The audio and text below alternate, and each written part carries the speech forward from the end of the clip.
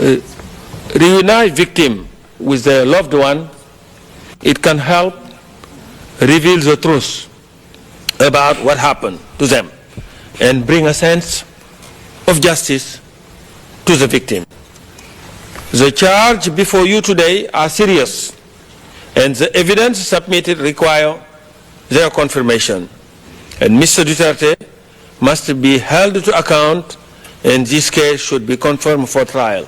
XFL Thank you. Katropa. Ingon ng ICC prosecutor mga higala nga the serious the crime is serious. No, the allegations are serious mga higala, and then Mr. Duterte o ang kini nga mga charges mga higala should be confirmed. Kinahanglan ko nga ma-confirm mga igsoon nga naman. Although dili na kuno kini makapabuhi pa ni adtong mga patay. Gipangkalot na ni Father Plabe. Wa ba mo kahibaw nga gipangkalot na ni Father Plabe? Pamutangan na mga higalag mga dambana ng paghilom. Paghilom bing.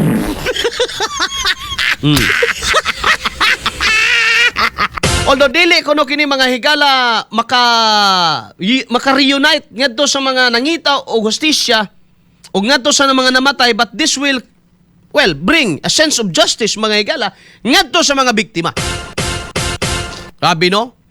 Grabe gud nila mga higala pag sensationalize nga kadtong nangamatay mga higala as if mga anghel to mga higala na walang pakpak.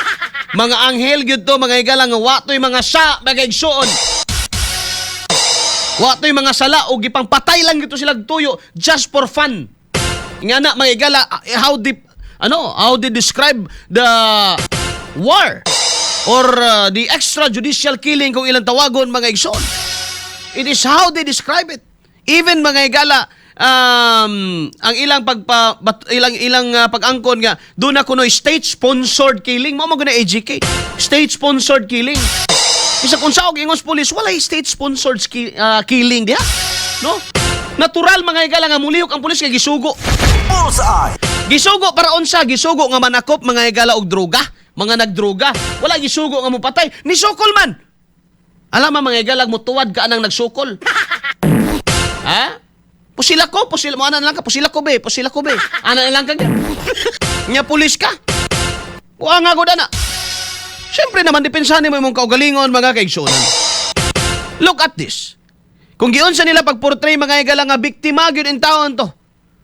Wala ba lang mo nag-check mga higalas background kung unsa gyud poy kaagi, unsa poy karakas atong mga tawhana to. Bisan ang ilang mga paryente mo ingon mga adikto sir. No, mga adikto sila.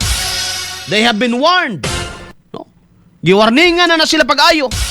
Di man gyud mo patuo mga higala karon caught in the crossfire. Naigo.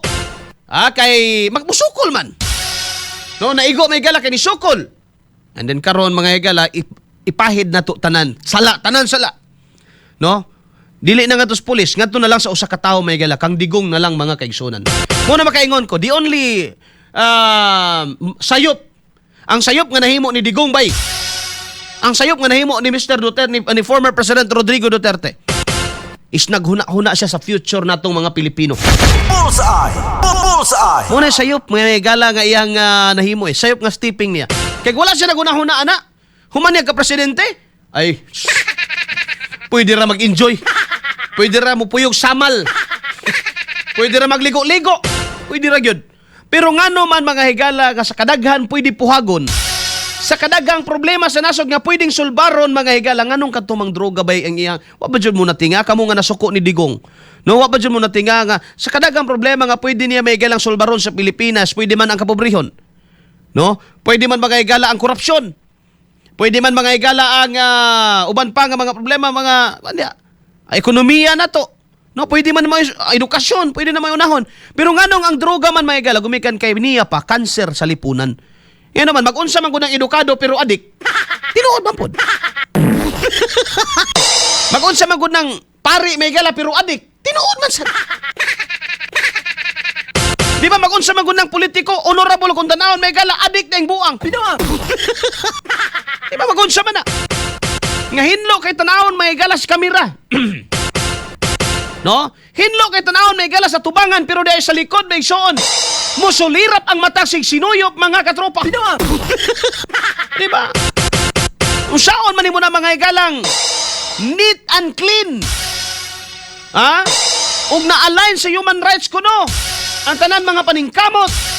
Pero di ay sa likod may galas kamera o sa personal na nga kinabuhi. Muyabo og pulbo sa lamisa unya muhit-hit mga higala. And now you're telling us nga tarong nig pangisip ni mga tawhanan eh. Nga susamang mga tao may galaw klase sa mga tao nga mupatay kabataan. Manamas-tamas o kaugmao sa mga kababayenan. Mr. Prosecutor, taga Senegal man ka, do not compare our country to your country. Kaysa inyo, ang mga bata pang tigbaso na lang. Kaysa inyo, ang mga manimba pang kidnapo na lang. Deres Pilipinas, piskay paunta ang among hustisya. Pero kamo diha, siguro lingi ang inyong mga nasod. Naplastar ba yung unta mi? Pero gumikan lang ng bibila ka mga Pilipino, mga higala. Nga di sila katulog. Di ba? Cellphone Plus Gold. Mapalit sa mga butika sa inyong lugar.